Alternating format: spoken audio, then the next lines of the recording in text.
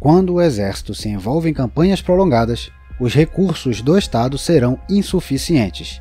Sun Tzu em A Arte da Guerra. Na aviação, podemos encontrar o modelo do queijo suíço, que auxilia na visualização das causas de um determinado desastre. Cada mau funcionamento mecânico, erro humano ou de sistema é um buraco que cobre outro buraco, outra fatia de queijo suíço. Teoricamente, se apenas um desses buracos tivesse sido tapado, o acidente poderia nunca ter acontecido. Tal como um acidente de avião nunca é causado por um único erro ou por um único elemento, existem muitas causas ou muitos buracos no queijo que levaram à guerra na Ucrânia. Existem fatores sociais, o desejo dos ucranianos de mudar o sistema e a estrutura do seu país para um modelo mais ocidental. Existem fatores geográficos, a ansiedade eterna de Moscou se o território ucraniano fosse controlado por uma entidade considerada hostil por Moscou. Fatores militares, a falta de uma política de dissuasão eficaz da OTAN. Alguns diriam fatores de matéria-prima. Como referimos outro dia, as terras ucranianas escondem tesouros naturais. E por último, mas não menos importante, fatores puramente pessoais, muitas vezes rejeitados pelos deterministas. É impossível saber como teria sido a história dos últimos 25 anos se Putin não tivesse chegado ao poder na Rússia. A guerra poderia ter acontecido mais cedo ou nem ter acontecido. Ao contrário do que parece, o papel do acaso tem um significado colossal em todo o processo histórico. Mas Putin estava no lugar certo, na hora certa, e no final de 2021 e início de 2022, após meses de transferência de tropas para a fronteira com a Ucrânia, e a OTAN rejeitando seu ultimato, ele decidiu atacar a Ucrânia. Como eram os cálculos estratégicos de Vladimir Vladimirovich é algo que provavelmente nunca saberemos. Foram centenas de horas com seu Estado-Maior? Ou foi uma decisão impulsiva baseada em milhares de fragmentos de informação que lhe chegaram durante os últimos 25 anos de sua presidência e que contribuíram para a percepção do mundo que ele construiu para si mesmo? Talvez pode-se mesmo dizer que se a guerra iria acontecer ou não depende da imagem do mundo que Putin formou na sua própria mente.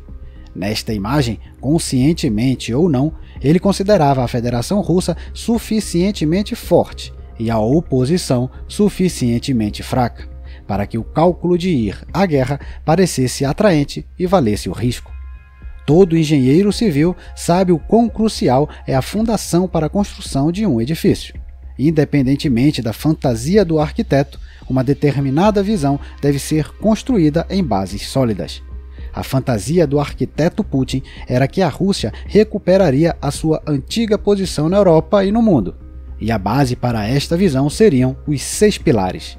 Depois de quase 2 anos de guerra, podemos tentar visualizar esses pilares. Nos bons tempos, eles são a fonte dos recursos de que fala Sun Tzu, ou a falta deles em tempos ruins. Hoje vamos falar sobre isso. Bem-vindo ao dossiê dos anos 20.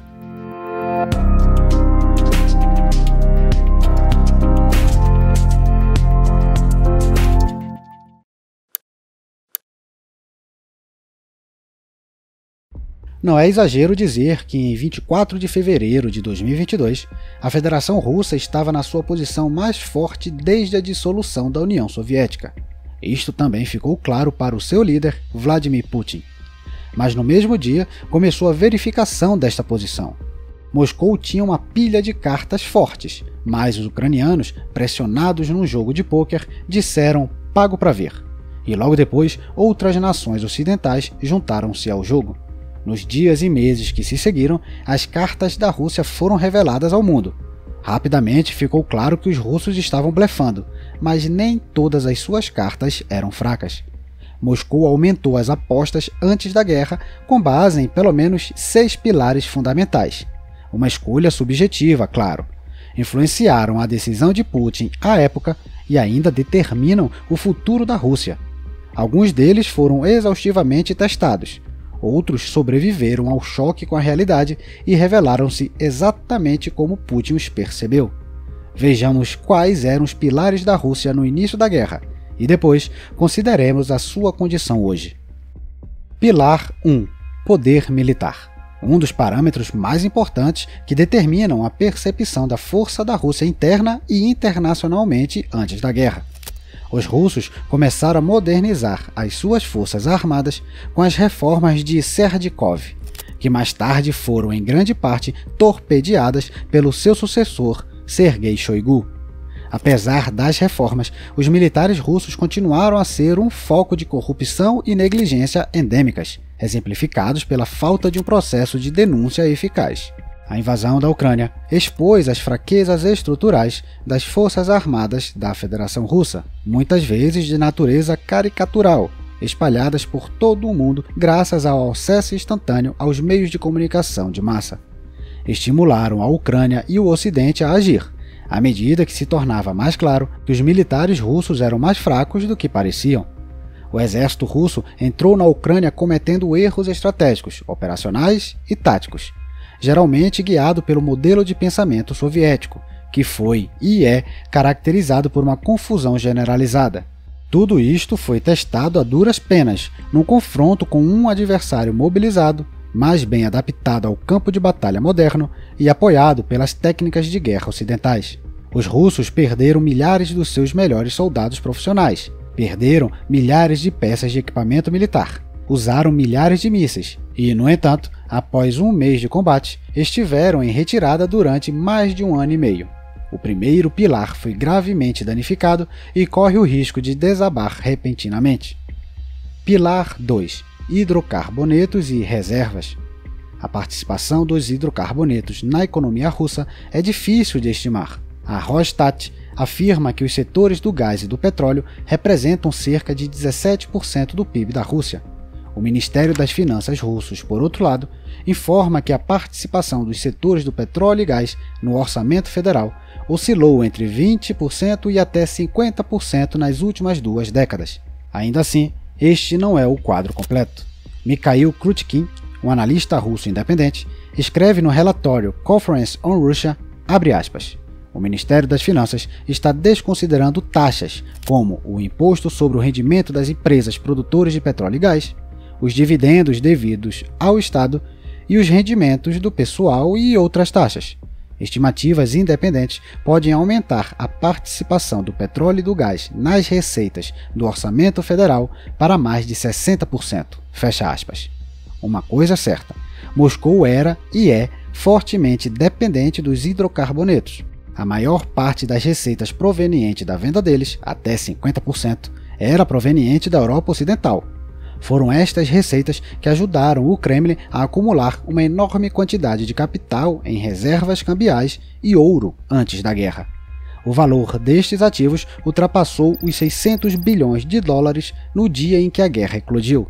A intenção era servir de proteção contra a turbulência internacional após a eclosão da guerra. Mais uma vez, tal como aconteceu com o pilar militar, a percepção de Putin revelou bastante diferente da realidade.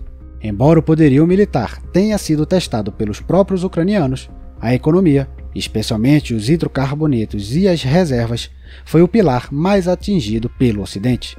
Mesmo assim, com muita dor, a Europa começou a isolar-se do petróleo e do gás russos. Ao mesmo tempo, mais de 300 bilhões de dólares em ativos russos foram congelados. Os bancos russos foram isolados do SWIFT. Extensas sanções foram impostas à Rússia. O pilar econômico também tremeu fortemente. Pilar 3. A fraqueza do Ocidente. A fraqueza do Ocidente era visível em muitos níveis. Os anos anteriores à guerra foram um festival de fragmentação, indecisão e fraqueza ocidentais. A arquitetura de segurança regional foi dominada pelos interesses particulares dos estados.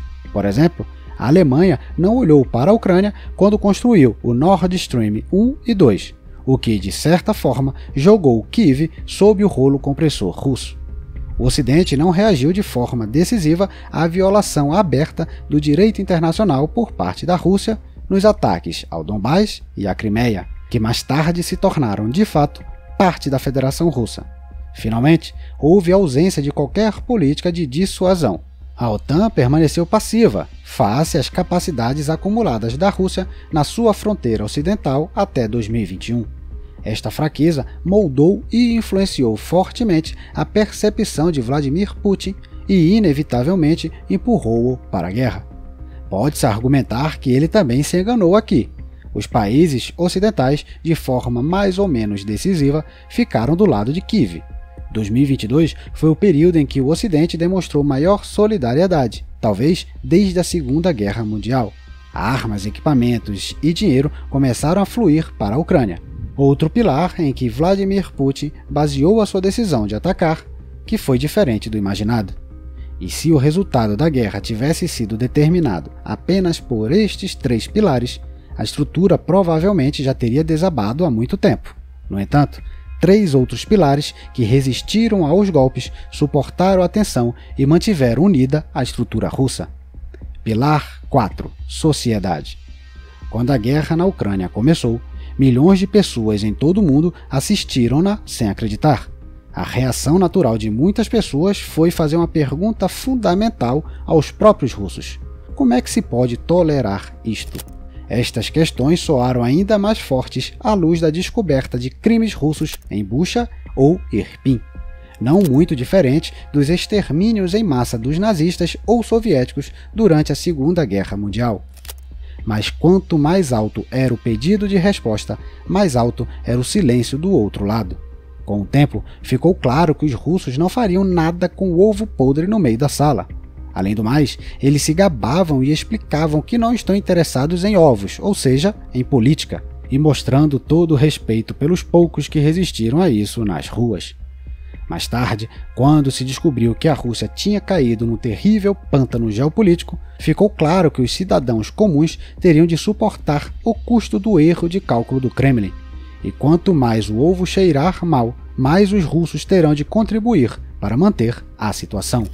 Para piorar, no processo surgiu uma facção de admiradores do ovo podre, jovens neofascistas, a geração Z, intoxicados pelo odor. Independentemente de como definimos a engenharia social que tem acontecido no território da antiga Rússia czarista há mais de um século, hoje podemos dizer que o modelo está funcionando. Putin não calculou mal. A sociedade russa uniu-se a ele e aceitou a narrativa para justificar a invasão. Uma mistura de atitude de passividade, apatia, uma crença patológica pela paz para a Rússia e a Ucrânia, ou uma crença na competição com o Ocidente para trazer o despertar para a Rússia. Qualquer um poderia escolher o motivo certo para explicar a morte de centenas de milhares de pessoas e a destruição de vida de milhões. A sociedade russa é um dos principais pilares que resistiu a todos os golpes dos últimos 2 anos, e muitos russos estão orgulhosos disso. Mas sem os próximos 2 pilares, nem mesmo uma sociedade indiferente, orwelliana e distópica poderia ter sustentado a Federação Russa na sua forma atual. Pilar 5. China. A China estava numa situação semelhante à da sociedade russa. O Kremlin também jogou o ovo podre nos chineses, mas se os próprios russos fingiram que o ovo não estava lá, Pequim teve de tomar medidas para minimizar os danos. Os chineses tinham basicamente 2 opções: isolar os russos ou ajudá-los a limpar a confusão que tinham feito e depois cobrar-lhes pesadamente por isso. Pequim escolheu a segunda opção, mantendo o Kremlin respirando para fora d'água. Foi a China que garantiu que a Rússia não ficasse completamente sozinha no cenário internacional. Nos primeiros meses da guerra, o mundo assistiu com expectativa à forma como as grandes potências reagiriam à invasão russa. Os americanos e o Ocidente consolidaram-se gradualmente e começaram a apoiar a Ucrânia, mas a China permaneceu uma incógnita. Mas a posição pró-Rússia de Pequim tornava-se mais clara a cada mês que passava. Mesmo a sua relutância em reagir significou, na prática, ficar do lado dos russos. Se a poderosa China, líder dos entusiastas da ordem mundial multipolar, apoia uma Rússia cambaleante, então deveríamos fazer o mesmo. Este parece ser o pensamento em muitas capitais do mundo, especialmente no sul global. Os defensores mais veementes, além da China, são o Irã e a Coreia do Norte, que além do apoio de narrativa, estão fornecendo um amplo apoio militar. Falamos mais sobre isto recentemente. Mas do lado da Rússia, ou mais precisamente do lado da China e contra o Ocidente, estão muitos outros estados menores. Mesmo que não o tenham feito abertamente na ONU, as suas políticas têm demonstrado isso. Voltando à China, ela forneceu para a Rússia tudo o que ela precisava para sobreviver economicamente. Preencheu as suas lacunas de importação e proporcionavam algumas das receitas que faltavam nas vendas de hidrocarbonetos. Não se trata de uma substituição econômica direta, isso não acontece tão rápido. Mas Pequim foi a tábua de salvação de Moscou no seu momento mais difícil. É claro que não fez isso por simpatia pelo antigo regime comunista do Kremlin, mas porque tem interesse em fazê-lo.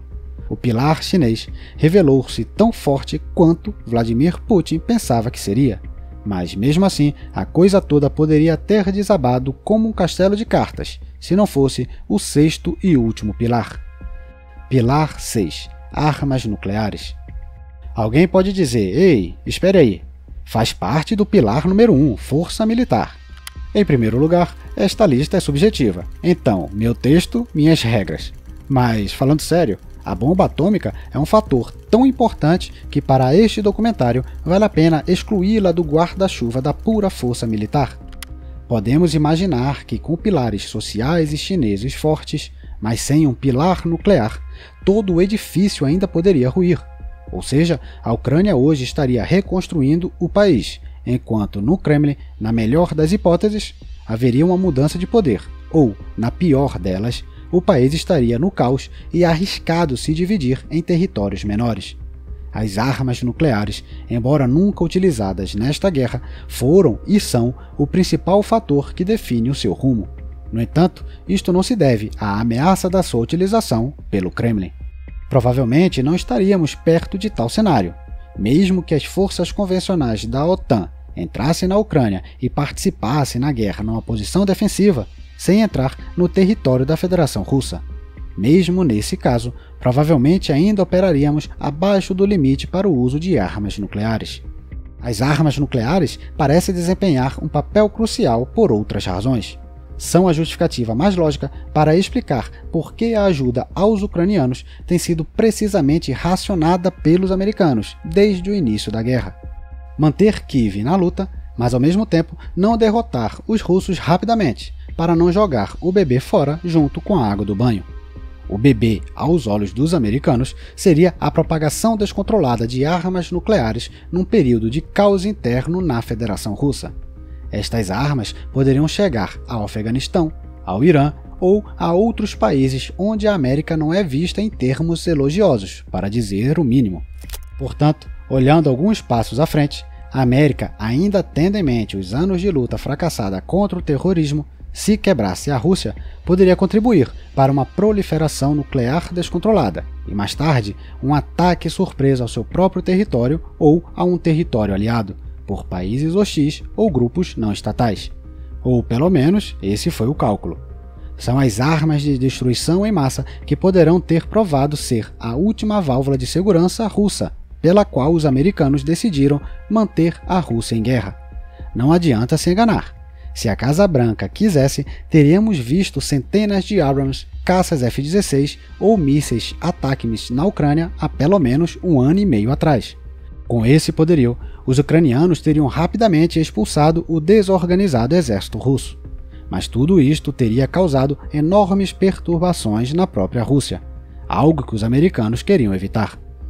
Washington tomou a decisão estratégica de não humilhar a Rússia. Foi acertado do seu ponto de vista? Isso será debatido pelos historiadores, mas mesmo daqui a 50 ou 100 anos não ficará totalmente claro, porque não existe e se na história.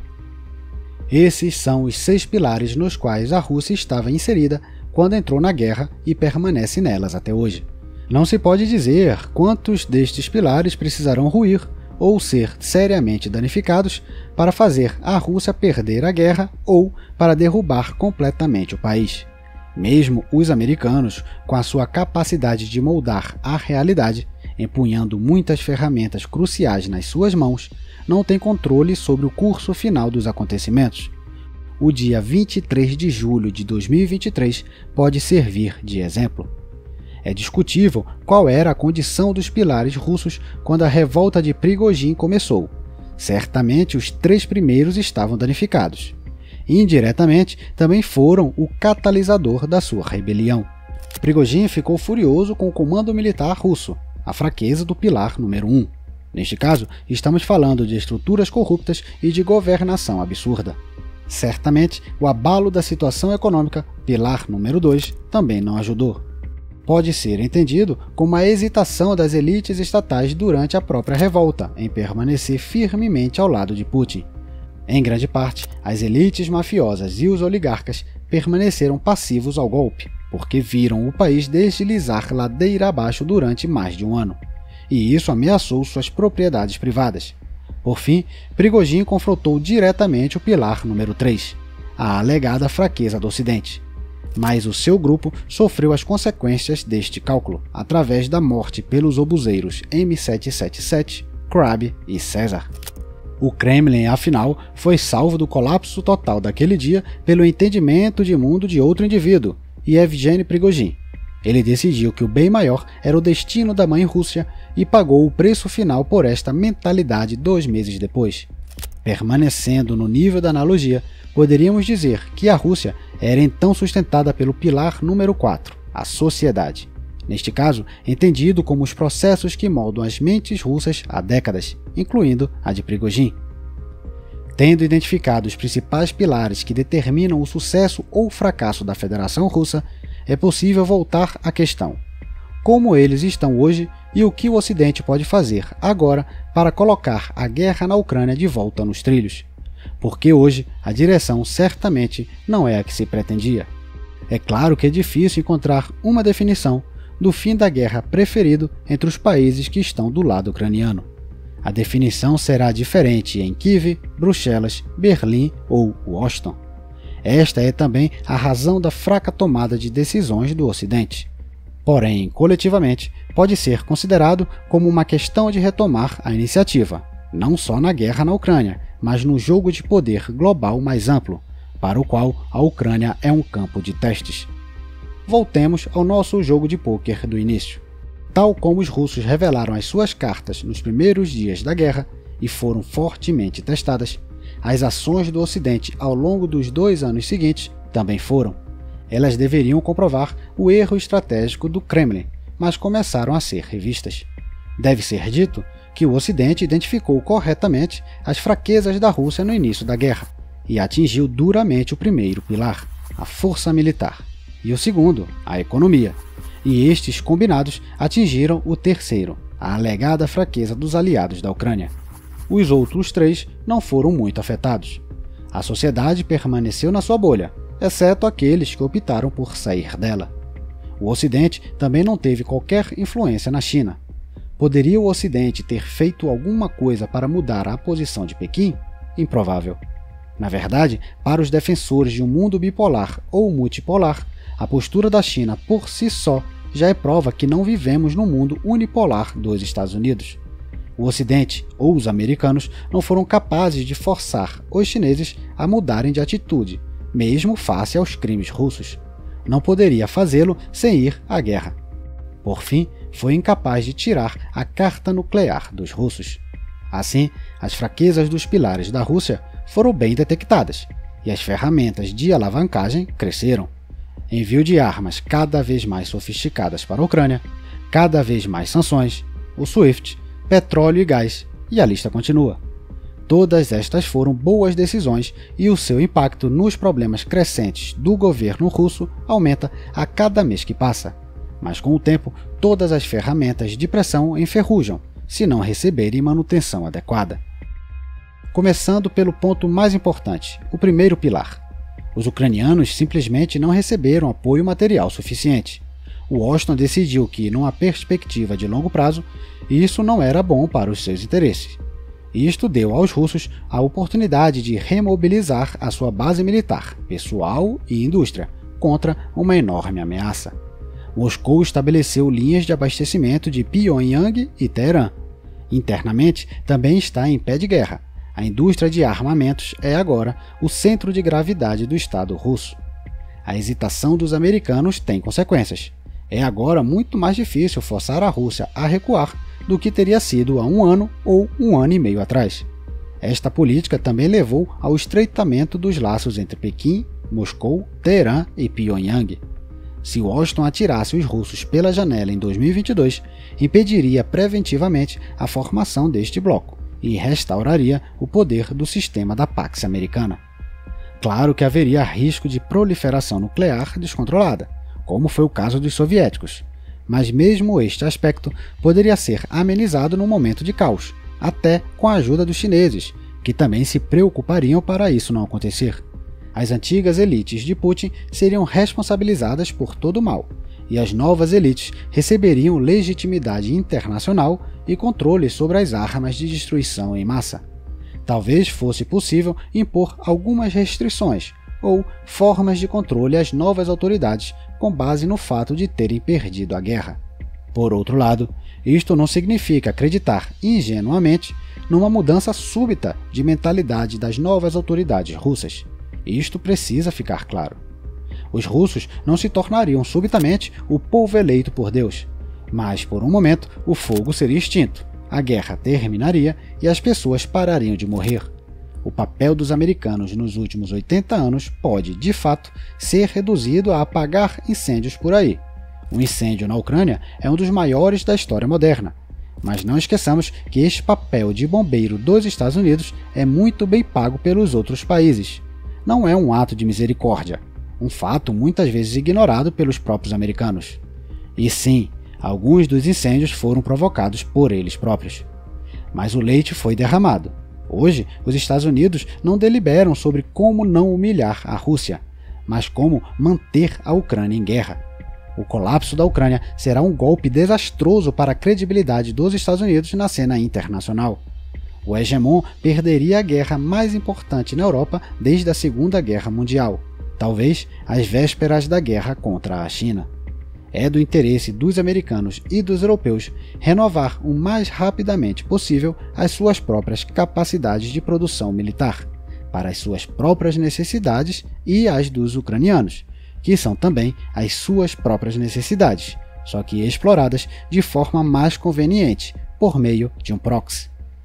A decisão dos planejadores em Washington de dar este passo depende de vários fatores, muitos deles internos. Independentemente disso, se não o fizerem, isso prejudicará as perspectivas de longo prazo do domínio americano no mundo.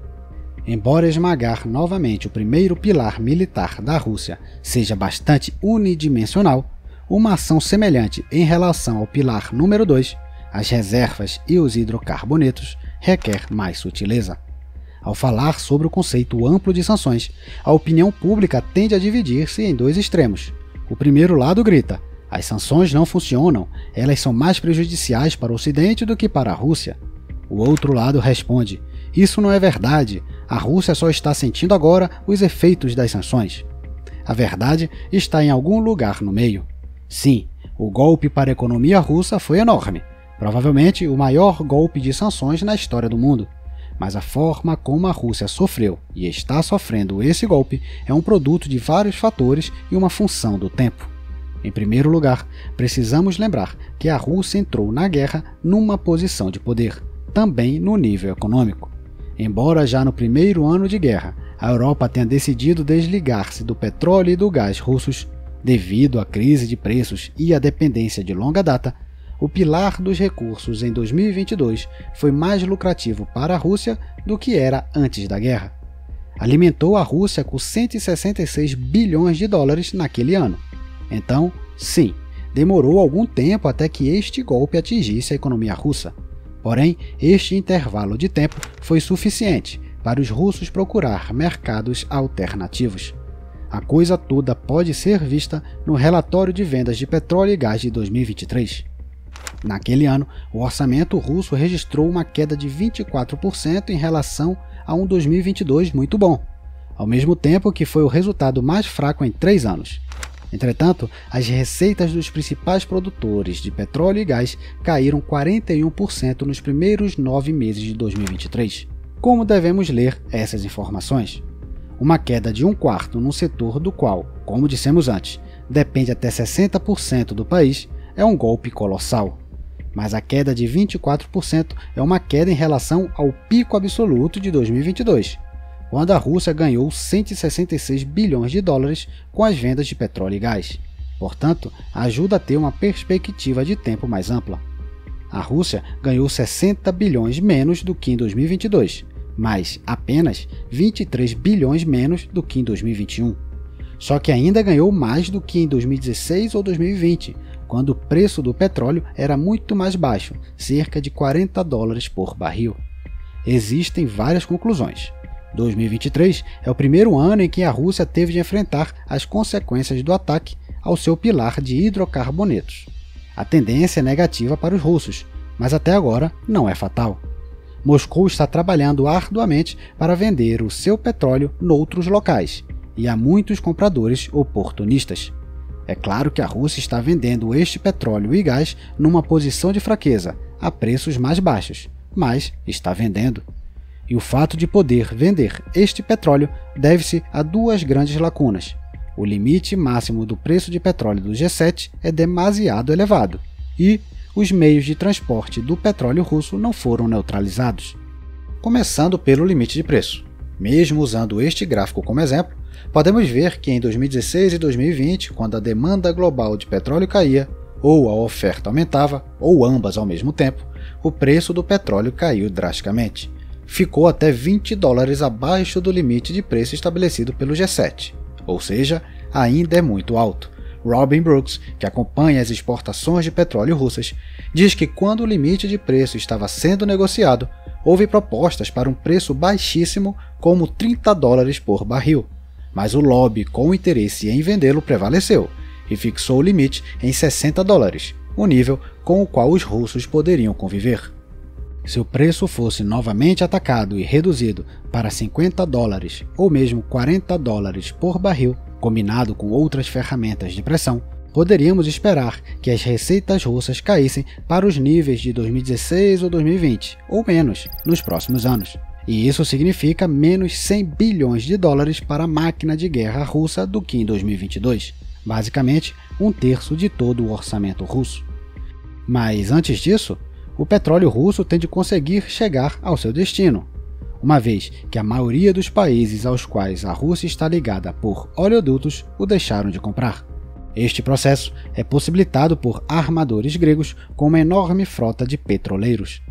Robin Brooks, do IEF, relata que são eles que continuam ajudando a coordenar as vendas de petróleo, sustentando assim a economia de guerra russa. Olhando para este gráfico, pode-se dizer que a sua participação diminuiu nos últimos meses, mas isto é uma ilusão. Temendo que o Eldorado esteja chegando ao fim e que as sanções acabem por alcançá-los, os gregos começaram a vender os seus petroleiros aos russos, que estão assim construindo a sua frota fantasma, que opera nos oceanos do mundo. Os americanos e a União Europeia têm os meios para atingir duramente os magnatas gregos da navegação, mas, como diz Brooks, abre aspas, a União Europeia continua colocando os interesses de alguns magnatas à frente dos interesses coletivos de milhões de cidadãos, fecha aspas. Tapar este buraco, juntamente com a redução do limite máximo do preço do petróleo, deveria ser o principal objetivo do Ocidente em 2024. Infelizmente, existem muitos outros buracos. Como mais uma vez observa Robin Brooks, toda a Europa retomou as exportações para a Rússia, utilizando países terceiros, principalmente da Ásia Central e do Cáucaso. Quando consideramos esta variável, as exportações para a Rússia não caíram tão drasticamente como sugerem os números brutos das estatísticas. Além disso, parte destas exportações é tecnologia crítica que mais tarde chega às armas letais russas ou ao maquinário que as produzem. Esta é uma questão sobre a qual a Rhodes Intelligence, fundada por Kamil Galaev, escreve constantemente. O fato de tantos equipamentos ocidentais avançados acabarem em mísseis russos já merece o seu próprio episódio. Um ataque direcionado a todas as exportações de alta tecnologia poderia paralisar a indústria de defesa da Rússia. Finalmente, há a questão dos 300 bilhões de dólares em ativos congelados da Rússia no Ocidente. Esta não é uma questão fácil. A transferência destes fundos para a Ucrânia seria um acontecimento sem precedentes, e os advogados alertam que isso prejudicaria gravemente a credibilidade do Ocidente. Seria certamente uma ideia interessante transferir os juros gerados por estes ativos para a Ucrânia. A questão está sendo examinada do ponto de vista do direito internacional e estes recursos podem finalmente ir para Kiev. No entanto, especialistas na área alertam que isso por si só não será uma panaceia. Aconselha-se cautela enquanto o Ocidente tiver os recursos para manter a Ucrânia financeiramente viva até que o assunto seja resolvido. Então, podemos dizer que os pilares da Rússia resistiram ao ataque do Ocidente? Antes que os entusiastas do xadrez 5D russo se juntem para aplaudir o mestre estrategista Putin, devemos lembrar que os custos desta guerra para a Rússia e para os russos são enormes e continuam aumentando. A situação está melhorando, mas apenas em casos isolados, como os militares, enquanto o Estado como um todo ainda é muito fraco e pode ser enfraquecido cada vez mais todos os anos. Mesmo um resgate por parte da China significa um enfraquecimento ainda maior do ponto de vista do interesse geopolítico russo, uma vez que aumenta a sua dependência para outra potência. Paradoxalmente, a atual liderança política no Kremlin não tem nenhuma saída positiva para esta situação, a não ser pressionar a Ucrânia, enquanto reza para que o Ocidente se quebre. Esta é a única forma de Putin recuperar o fôlego e apresentar a Rússia como uma potência vitoriosa. É por isso que o Kremlin deu all-in, prossegue com o esforço de guerra e com ele a sociedade russa. A Rússia está ficando mais forte com a fraqueza do Ocidente. O pilar número 3 está se fortalecendo com os deslizes, indecisões e problemas internos dos americanos e europeus. Todos os pilares que foram danificados permanecem frágeis, mas os russos assumiram a responsabilidade de os reparar e, sem a reação do Ocidente, conseguirão progressos nesta área. Também estão fortalecendo o pilar chinês. 2024 deverá ser o ano da renovada ofensiva militar e institucional do Ocidente. Maior ajuda militar e financeira para a Ucrânia, reduzir o limite máximo do preço do petróleo russo, sanar sanções e brechas nas exportações. Todas estas coisas podem ser feitas, e o Ocidente tem poder para tal. Elas são do interesse de longo prazo dos países que o compõem. Por fim, voltando às palavras de Sun Tzu no início do vídeo, a Rússia não é uma nação que possui recursos ilimitados nesta campanha prolongada, mas continua sendo obrigação do Ocidente expor esta verdade.